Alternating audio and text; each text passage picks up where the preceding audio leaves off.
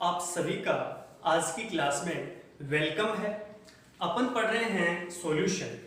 अपन पढ़ रहे हैं टॉपिक है सॉल्यूशन यानी विलियन।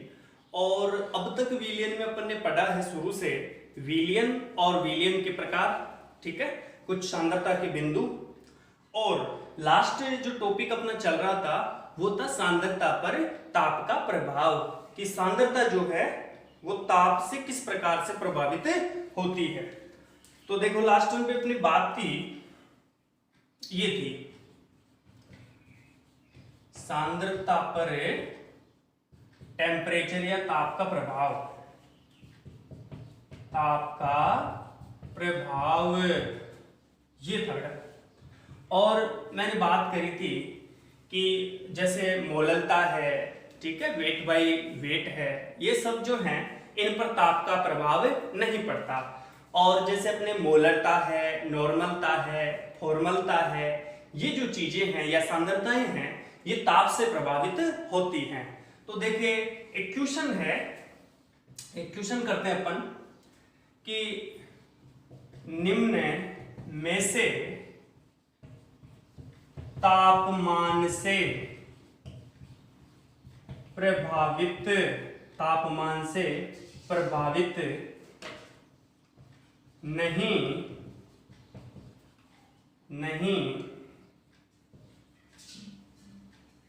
होने वाली, तापमान से प्रभावित नहीं होने वाली सांद्रता है, ठीक है।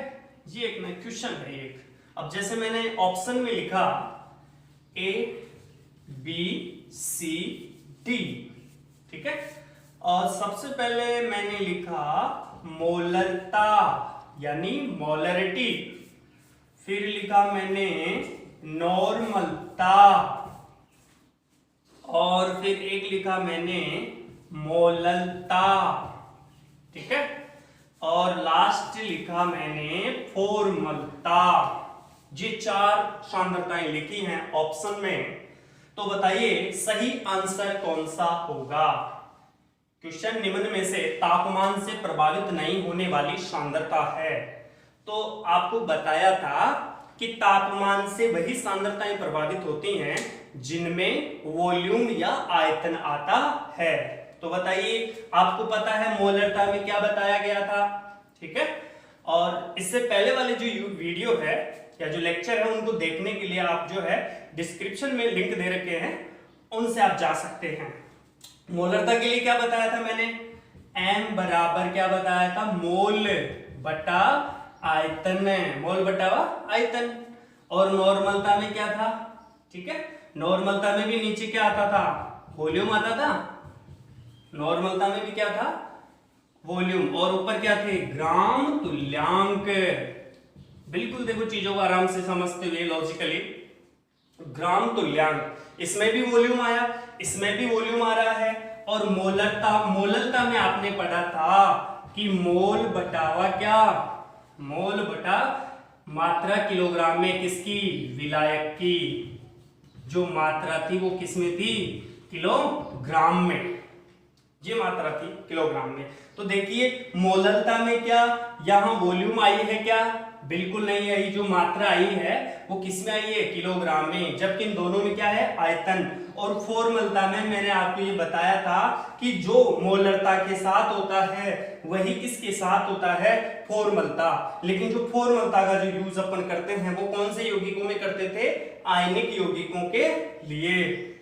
तो यहाँ फॉर्मलता में भी वही चीज है, ठीक है, लेकिन उसमें अपन ग्राम सूत्र भार है, ग्राम सूत्र भार बटा क्या करते थे, वही आयतन है। तो इन तीन में तो क्या रहा है, आयतन, आयतन आ रहा है, लेकिन यहां पर आयतन की बात नहीं हो रही है। और जहां आयतन की बात नहीं होती है वहां पर तापमान का कोई प्रभाव नहीं पड़ा है। और ज्यादा लॉजिकली समझने के लिए आप जो है पीछे वाला वीडियो देख सकते हैं, ठीक है। तो आंसर कौन सा हो जाएगा अपना, मोललता। ये अपनी बात हो गई यहां तक। फिर देखो इसके बाद में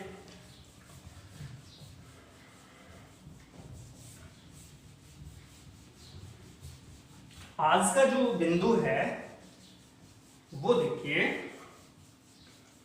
वो नया बिंदु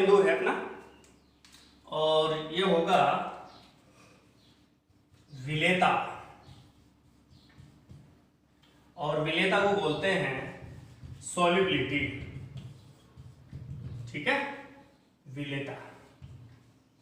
अब विलेयता से मतलब देखो, वैसे अपन जो बात करते शुरू में कि साहब जैसे कोई भी जो है, जैसे मैंने कहा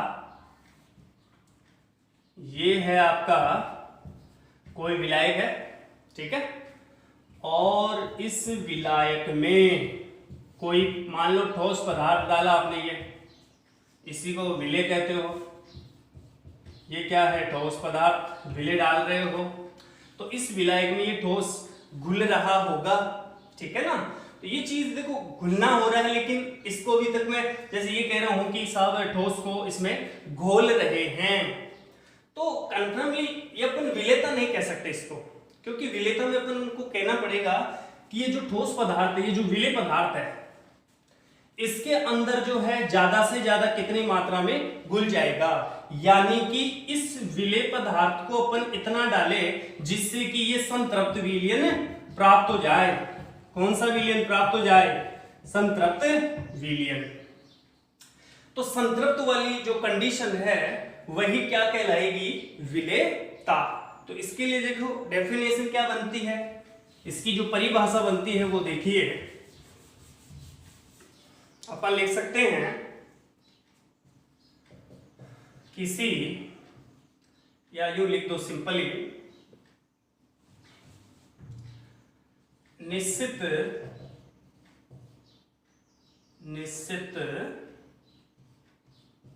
ताप व दाब पर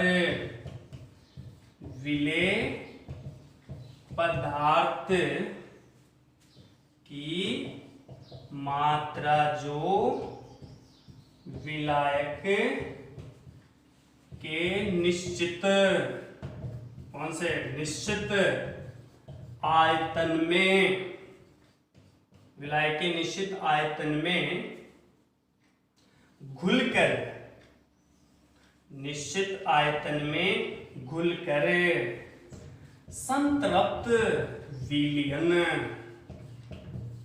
बनाती हो, संतृप्त विलयन बनाती हो, वही क्या कहलाएगी, विलेयता।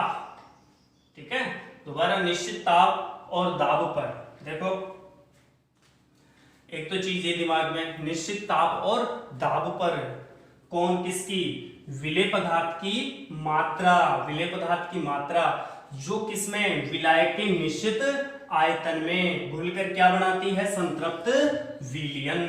तो ये बहुत ही महत्वपूर्ण चीज है, क्योंकि अपन सीधे विलेयता को सीधा घुलने से ले लेते हैं, तो घुलने में तो 1 ग्राम को भी घोला जा सकता है, 10 ग्राम को भी घोला जा सकता है, 100 ग्राम को भी, बट ज्यादा से ज्यादा कितनी मात्रा उसमें घुल सकती है और वो संतृप्त विलयन बनाती है, उस कंडीशन को बोलते हैं अपन विलेयता।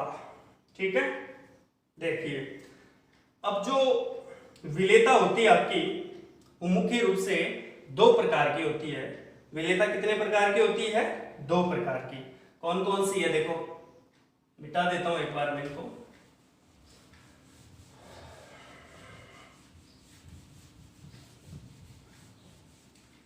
हाँ, अब अपन देखते हैं विलेयता या सोल्युबिलिटी है, उसके क्या प्रकार है, कितने प्रकार है, मुख्य रूप से अपन जो पढ़ेंगे यहाँ पे। देखो 2 प्रकार से पढ़ा जाएगा, एक तो है ठोसों की दरों में विलेयता, ठोसों की दरों में विलेयता, और दूसरा है गैसों की दरों में विलेयता। ये मुख्य बिंदु अपने ही रहेंगे। ठीक है, और इसमें सिंपल है बिल्कुल, चीजें आराम से अपन समझ सकते हैं इन चीजों को। कि सबसे पहले मैंने कहा यार ठोसों की दरों में विलेयता, ये वाला पॉइंट अपन ले रहे हैं। ठीक है, बिल्कुल नाम से पता लगता है किसमें क्या है, ठोसों की दरों में। इसका मतलब क्या हुआ जी, कि आप जो है वो क्या कर रहे हैं, जो ठोस पदार्थ है उस ठोस पदार्थ को किस में घोल रहे होंगे, दरों में। ठोस पदार्थ को किस में घोल रहे होंगे, दरों में। ये देखो, यानी यहां मैंने कहा ये क्या है, ये देखो इसमें ये कोई पात्र है और पात्र में मैंने क्या डाल दिया, पात्र में ये सॉलिड पार्टिकल्स कहा, ये विलेय है, यानी एक प्रकार से ये विलेय के रूप में काम करेंगे। और ये जो है एक प्रकार से जो द्रव है आपका वो क्या है, विलायक। तो ये जो ठोस पदार्थ के पार्टिकल्स हैं, विलेय पदार्थ, ये किस में डाले जा रहे हैं, किसी द्रव में, और इससे क्या तैयार हो जाएगा, डालने के बाद में विलयन तैयार हो जाएगा। तो ये चीज अपने दिमाग में बिल्कुल चीजों को लॉजिकली लोग बिल्कुल बेसिक चीजों से समझते हैं तो चीजें आराम से समझ में आने लगती है। ठीक है, अब सिंपल इसकी अगर परिभाषा देना चाहते हैं तो दे सकते हैं, क्योंकि अपने को विलेयता का ध्यान रखना है। ठीक है, किसका ध्यान रखना है, विलेयता का। तो वही ठोसों की द्रव में विलेयता क्या हो जाएगी, अब ठोस को किस में घोल रहे हो, द्रव में, तो अपन कह सकते हैं कि एक निश्चित ताप पर किसी विलेय पदार्थ, लिख सकते हैं साथ में, एक निश्चित ताप पर किसी विलेय पदार्थ की मात्रा जो विलायक के निश्चित आयतन में घुलकर, विलायक के निश्चित आयतन या एकांक आयतन में घुलकर एक संतृप्त विलयन बनाती हो, क्या कहलाती है, ठोसों की द्रव में विलेयता। बट यहां विलेय पदार्थ क्या लिया जाएगा, ठोस, और विलाय क्या लिया जाएगा, द्रव। ये चीज ध्यान रखनी है अपने को। ठीक है, अब इससे जो आगे का बिंदु होता है अपना, वो है आपका इसको प्रभावित करने वाले कारक, यानी जो ये विलेयता है इसको कौन कौन से जो फैक्टर हैं वो प्रभावित करते हैं, इफेक्ट करते हैं। प्रभावित करने वाले कारक, देखिए प्रभावित करने वाले कारकों में कौन सी चीज है, और सबसे पहले अपन ये कह सकते हैं, एक तो विलेय व विलायक की प्रकृति, कौन सी, विलेय और विलायक की प्रकृति। दूसरा भी चलो एक एक देख लेते हैं अपन। अभी देखा ना आपने, विलेय ठोस पदार्थ और विलायक क्या है, द्रव, तो इन दोनों की प्रकृति पे डिपेंड करती है कौन, विलेयता। तो कैसे देखो, अगर मैं ये कहूं कि साहब जैसे NaCl है, ठीक है, NaCl है, या फिर मैंने कहा KCl है, या फिर जैसे मैंने कहा सोडियम नाइट्रेट NONO3 है, तो जनरली ये क्या होती हैं, किसमें घुलती हैं, जल में। ये जो यौगिक हैं वो किसमें घुलते हैं, साल्ट है, वैसे लवण है, ये किसमें घुलते हैं, जनरली ये घुलते हैं जल में। ठीक है, ये जल में घुलते हैं जी। इसका मतलब क्या हुआ कि इन दोनों की जो नेचर है, विलेय और विलायक की जो नेचर है वो क्या है, समान है, प्रकृति क्या है, समान है। कहने का मतलब अगर ये चीज ध्रुवीय है, ठीक है, अगर ये आपका विलेय पदार्थ क्या है, ध्रुवीय, तो जल भी एक ध्रुवीय पदार्थ होता है या ध्रुवीय यौगिक होता है। तो इसका मतलब ये हुआ कि विलेय भी ध्रुवीय होना चाहिए और विलायक भी क्या होना चाहिए, ध्रुवीय। ऐसे ही मान लो अगर विलेय पदार्थ अध्रुवीय प्रकृति का है तो विलायक भी क्या हो जाएगा, अध्रुवीय प्रकृति का। इसलिए अपन एक कथन दे सकते हैं कि क्या, समान समान को घोलता है। क्या कह सकते हैं, समान समान को घोलता है। यानी विलेय की प्रकृति अगर ध्रुवीय है तो विलाय की प्रकृति भी कैसी होगी बच्चों, ध्रुवीय। और अगर विलेय की प्रकृति अध्रुवीय है तो विलाय की प्रकृति भी कैसी होगी, अध्रुवीय। तो ये चीज ये ध्यान रखना। एक एग्जांपल भी बन गया आपका, कौन सा, विलेय भी ध्रुवीय है, ठीक है, आराम से समझ सकते हैं, लिख सकते हैं आप लोग अपनी लैंग्वेज में भी। ये क्या है, ध्रुवीय विलेय पदार्थ, ये विलाय क्या है, ध्रुवीय। ऐसे ही देखो, जैसे मैंने कहा आपका,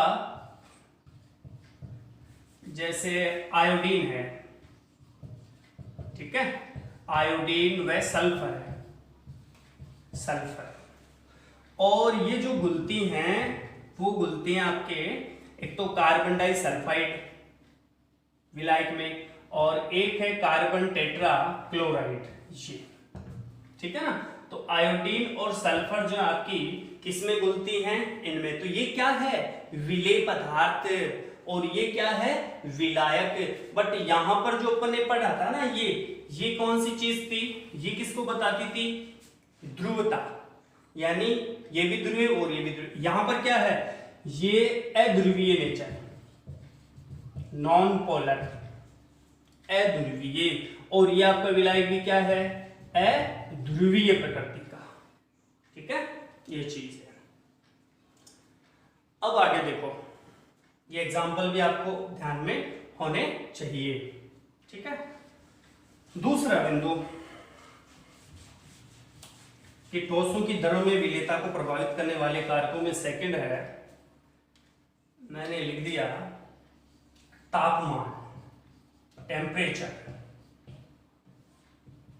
क्या लिख दिया, टेम्परेचर, तापमान। देखिए, अब देखो 11th क्लास में चलता है एक ला सौतेलिया का नियम, तो उसके अकॉर्डिंग ला सौतेलिया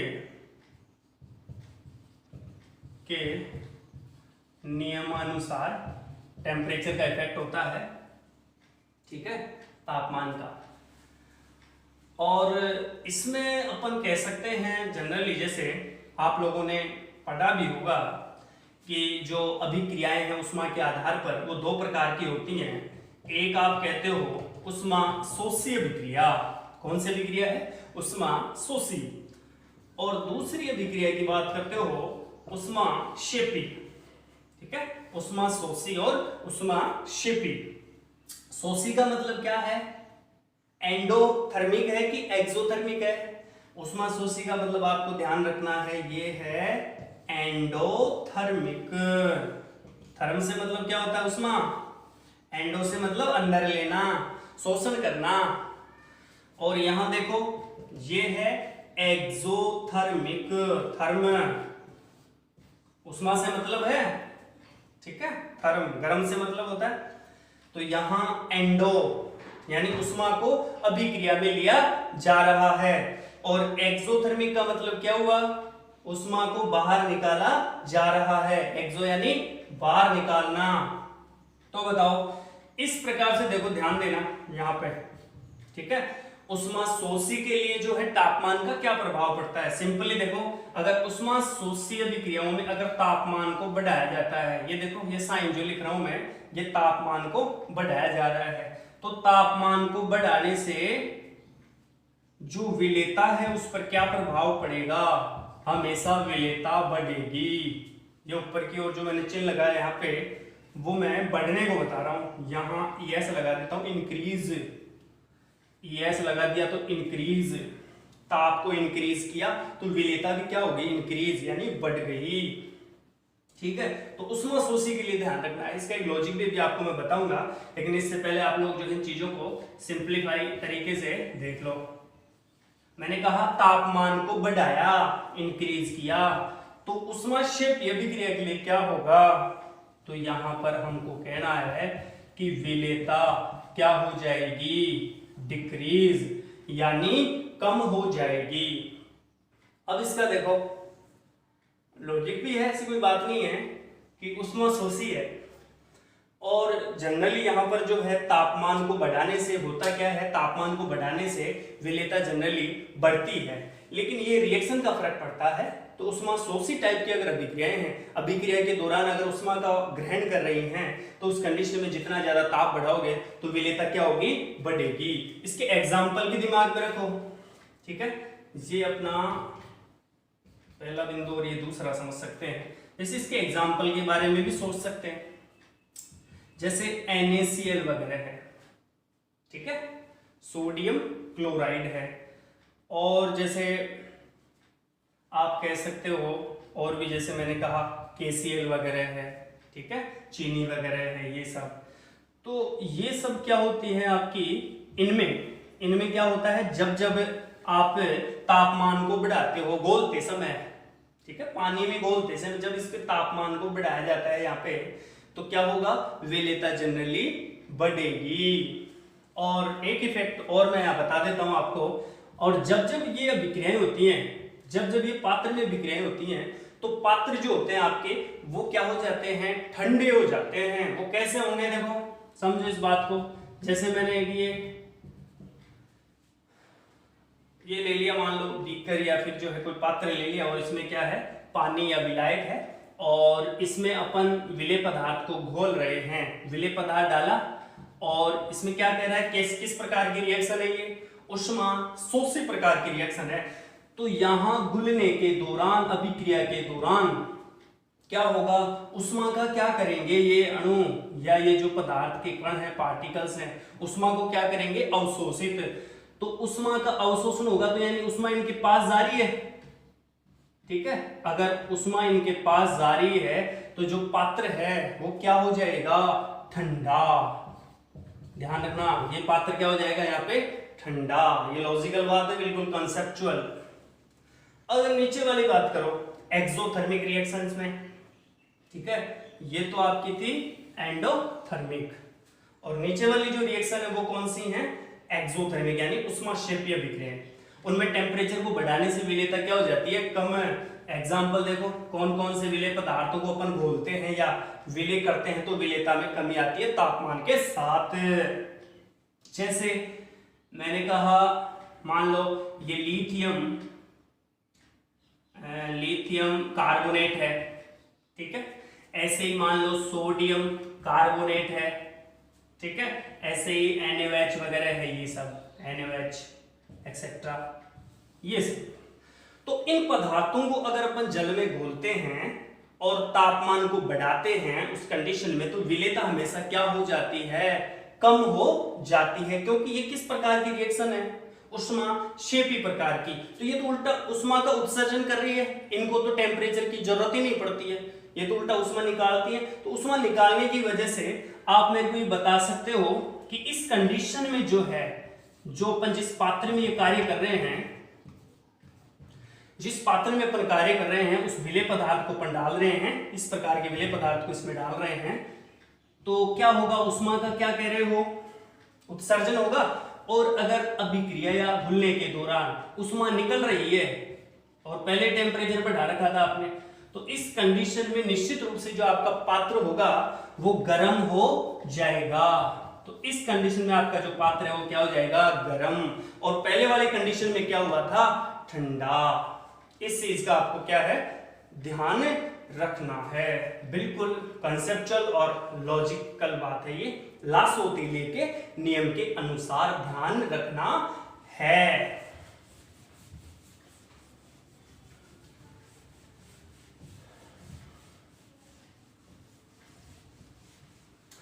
एक कोई सी भी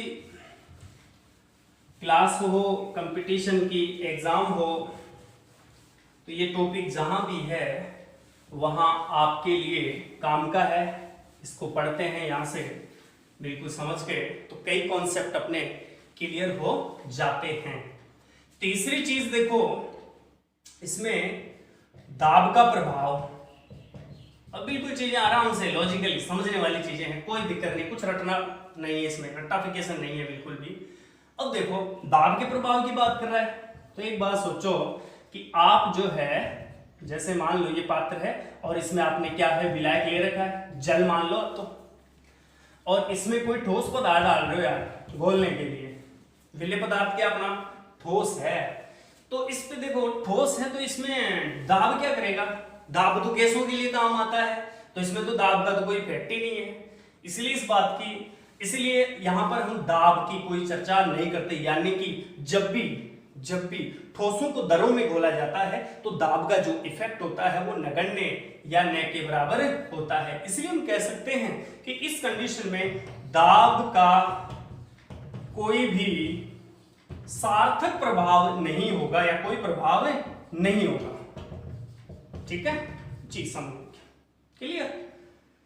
इसके बाद में जो अपन बात करते हैं, जो अपना दूसरा पॉइंट था विलेयता में, इससे विलेयता में सबसे पहले अपन ने क्या पढ़ा, उसकी परिभाषा देख ली। उसके बाद में क्या, उसके प्रकार देखे विलेयता की, ठोसों की दरों में विलेयता को पढ़ लिया। और अब जो दूसरा पॉइंट है अपना वो है गैसों की दरों में विलेयता। देखिए अपना जो सेकंड पॉइंट है, पहले ठोसों को घोल लिया द्रव में, गैसों की द्रव में विलेयता। देखो सब चीजें जुड़ी हुई है एक दूसरे से। अगर पहले वाले वीडियो अपन सही ढंग से आराम से बिल्कुल देखते हैं तो ये भी समझ में आते हैं, और अगर यहाँ सीधे देख रहे हो तो भी निश्चित रूप से समझ में आ जाएंगे, कोई दिक्कत नहीं, क्योंकि मैं लिंक बना रहा हूं पीछे वाले वीडियो से भी इनका। ठीक है, जैसे अब क्या कहा, गैसों की द्रव में विलेयता कह रहे हो क्या? हाँ जी, तो ये लो साहब, समझ लो आराम से क्या कर रहे हैं अपन। सर ये है विलायक, है कोई जली है जैसे मान लो, ठीक, और इसमें गैसों की बात करें अपन, जैसे ठीक है मैंने ये, हाँ ठीक है इसमें गैस जा रही है साहब, या इधर से ले लो इस चीज को, ये गैस के कण है, ठीक है गैस, और ये गैस इसमें घुल रही है, जाकर विलय हो रही है, ठीक है, और विलय होकर जो है उसमें एक साम्य अवस्था स्थापित होती है, ठीक है, जैसे गैस के अणु हैं ये अंदर जा रहे हैं, फिर अगर मान लो संतृप्तता की अवस्था आ जाती है तो फिर उस कंडीशन में क्या होता है, जितने गैस के अणु अंदर जा रहे हैं उतने ही गैस के अणु क्या होंगे, बाहर जाएंगे, तो इस चीज को साम्य अवस्था बोलते हैं, ठीक है, और इस कंडीशन में गैस ज्यादा से ज्यादा विलय हो जाती है। तो यहां पर ये तो गैस है, तो ये तो किसके रूप में काम कर रही है, अब विलय के रूप में काम कर रही है, और ये जो अपना विलायक क्या है, ये विलायक आपका क्या है, जल, या आप इसको कह दिया, ठीक है मैंने कहा ये क्या है, द्रव है, तो ये द्रव किसके रूप में काम कर रहा है, अपना विलायक के रूप में काम कर रहा है। तो यही तो पढ़ रहे अपन, टॉपिक यही था अपना कि गैसों की किस में, द्रव में विलेयता, कि गैसों को द्रव में घोल रहे हो, तो चीजें वही हैं सब, ठीक है, तो इसकी जो डेफिनेशन बनेगी सिंपली वही होगी, लेकिन एक छोटी सी चीज अपन और इसमें ऐड कर लेंगे अभी। देखो परिभाषा कोई दिक्कत नहीं है इसमें, सिंपल ही है, क्या कह सकते हो कि एक निश्चित, बोल देता हूं मैं, एक निश्चित ताप व दाब पर किसी गैस की निश्चित मात्रा, या नहीं किसी गैस की मात्रा जो विलायक के निश्चित आयतन में घुली हो, विलायक के कौन से में, निश्चित आयतन में घुली हो, क्या कहलाती है, गैसों की द्रव में विलेयता कहलाती है। और इसमें जो है आपको क्या ध्यान रखना है, एक और एक बिंदु आता है जिसे अपन कहते हैं अवशोषण गुणांक। देखो भैया इस चीज को समझने के लिए सबसे इंपॉर्टेंट चीज है अवशोषण गुणांक, गैसों की द्रव में विलेयता को, यानी कहने का मतलब विलेयता को ये फैक्टर प्रभावित करता है। अगर अवशोषण गुणांक किसी गैस के लिए ज्यादा है, ठीक है, अवशोषण गुणांक किसी गैस के लिए अगर ज्यादा है तो उसकी विलेयता भी क्या होती है, ज्यादा। और अवशोषण गुणांक की परिभाषा में देखो ऐसे ही है, सिंपली क्या कहोगे, एक निश्चित ताप व दाब पर, एक निश्चित ताप व दाब पर किसी गैस की मात्रा जो विलायक के निश्चित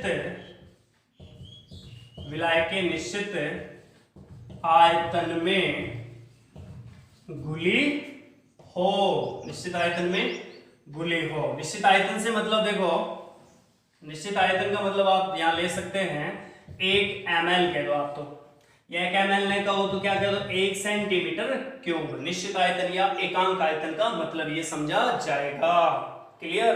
तो ये चीज इसमें ध्यान रखो, घुली हो वही क्या कहलाता है आपका अवशोषण गुणांक। और एक चीज और, अवशोषण गुणांक देखो गैस की प्रकृति पे डिपेंड करेगा, अलग अलग गैसों के लिए जो अवशोषण गुणांक का मान है वो अलग अलग होगा।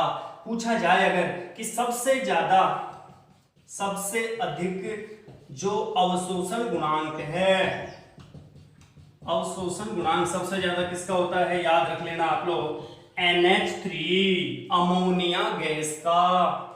और अगर कहे सबसे कम, ठीक है, सबसे कम अवशोषण गुणांक किसका होता है, तो याद रख लेना नाइट्रोजन जैसी गैसों का, ठीक है, नाइट्रोजन का। क्लियर, ये चीज ध्यान रखनी है आपको, ठीक है। मिटा देता हूं, आप वीडियो देख के आराम से जो है फिर आप इसमें नोट्स तैयार कर सकते हैं, वीडियो को पॉज करके। ठीक, सबसे अधिक अवशोषण गुणांक अमोनिया है, और जो है सबसे कम जो है वो किसका है, नाइट्रोजन गैस के लिए। ठीक है, अब देखो यहां पे भी अपन वही जो है चीजों की बात करेंगे कि साफ गैसों की विलेयता को जो है प्रभावित करने वाले कारक कौन से हैं। तो यहां प्रभावित करने वाले कारक, और प्रभावित करने वाले कारकों में देखो सबसे पहले अपन कहते हैं कि गैस की जो नेचर है वो कैसी है, यानी गैस की प्रकृति, नेचर ऑफ गैस, गैस की प्रकृति कैसी है। हाँ बिल्कुल, देखो कुछ गैसें ऐसी होती हैं जो विलायक से आसानी से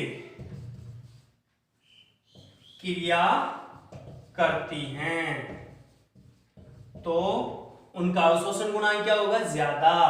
तो अवशोषण गुणांक अगर ज्यादा है तो विलेयता भी क्या हो जाएगी, ज्यादा। अगर विलायक से आसानी से क्रिया करती है तो विलेयता भी क्या होगी, अधिक होगी।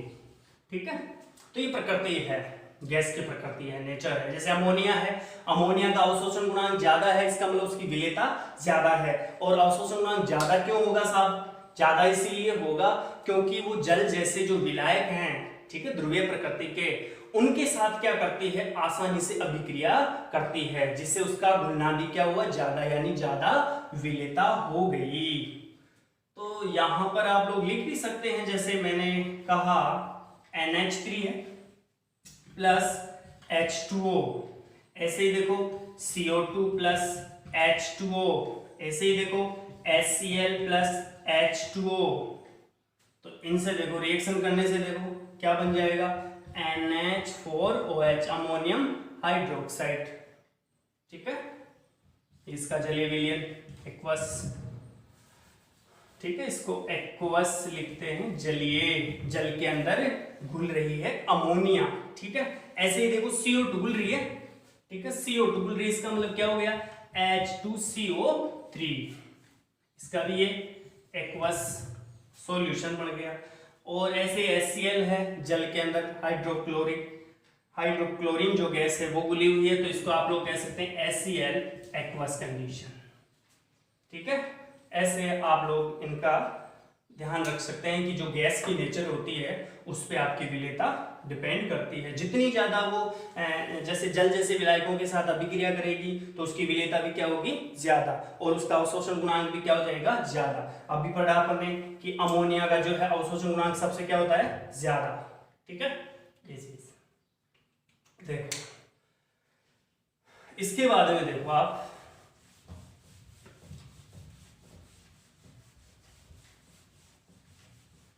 ये गैस की प्रकृति है, और इसमें एक छोटा सा पॉइंट ये भी बन सकता है कि विलायक की प्रकृति, और वो तो वही चीज है विलायक की प्रकृति जो अपन ने पहले जो पॉइंट पढ़ा था कि क्या होगा, विलायक गैस के अकॉर्डिंग होगा।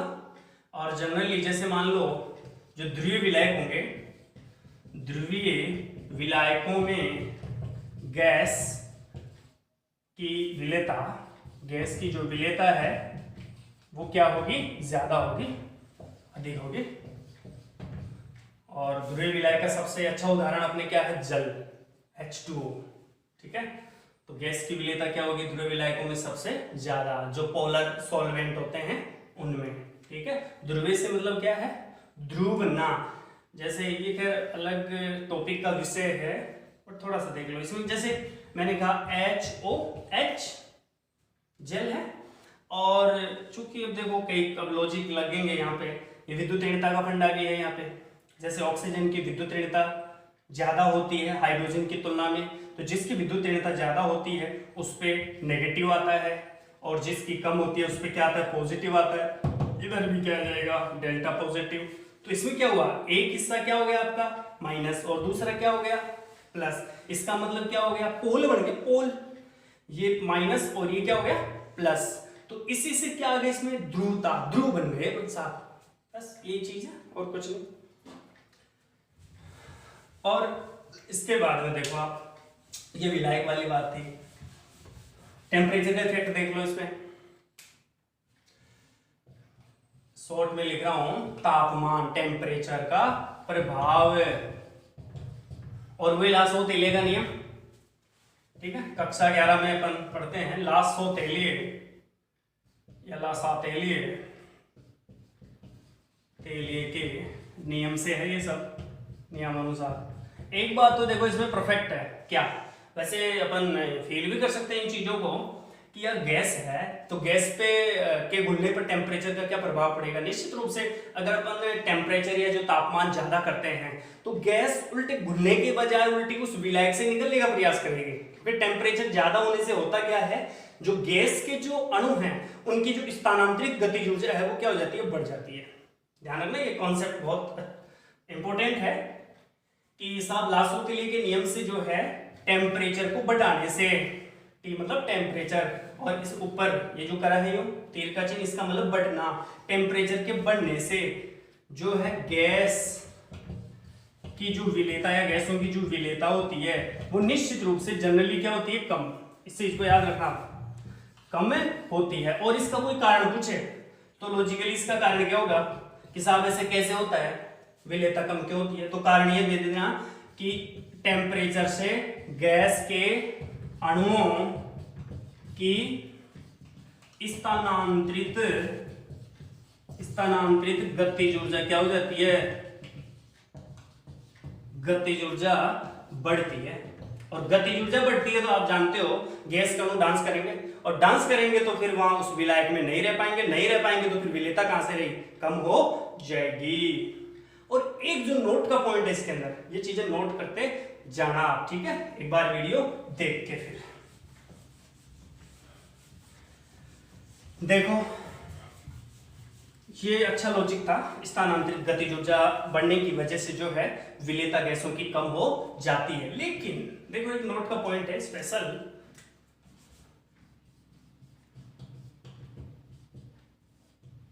एक स्पेशल नोट का पॉइंट ये है कि जैसे हाइड्रोजन और जो हीलियम गैस है, हाइड्रोजन और हीलियम गैस है, गैस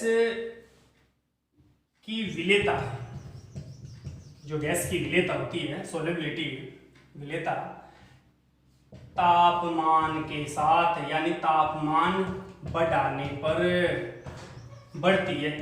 तापमान बढ़ाने पर क्या होती है, बढ़ती है साहब, ठीक है। इस चीज का ध्यान रखोगे कि तापमान बढ़ाने से विलेयता क्या होती है, बढ़ती है। तो फिर ये समझ में नहीं आती बात, यार ऐसे कैसे हो सकता है, तो कोई ना कोई लॉजिक तो है यहाँ पे कि इनमें जो है कुछ कोई विशेष चीज है हाइड्रोजन और हीलियम में, और वो विशेष चीज है वही लासो-तेलिय के नियम से, ठीक है। क्योंकि यहां पर ये जो इनका जो घुलना है वो है भैया उष्माशोषी प्रोसेस। इनका घुलना क्या है, उष्माशोषी प्रक्रम कह दो आप, और इसी को आप लोग कहते हो एंडोथर्मिक प्रोसेस। कौन सा, एंडोथर्मिक प्रोसेस, उष्माशोषी प्रक्रम। अब अभी बताया था मैंने पहले वाला लॉजिक कि उष्माशोषी वाली कंडीशन में क्या होता है, टेम्परेचर की आवश्यकता पड़ती है।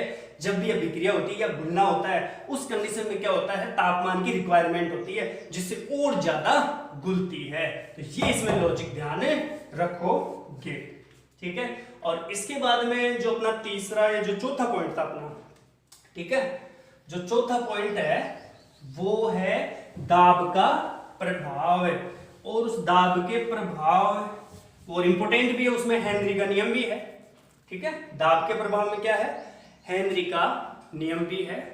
वो जो बातें हैं अपन अगली क्लास में पढ़ेंगे, और ये चीजें सब क्लियर होंगी आपके, मेरे हिसाब से कोई दिक्कत नहीं आएगी। फिर भी अगर कोई आपकी समस्या है तो आप मेरे को कमेंट बॉक्स में लिखकर बता सकते हैं। Thank you.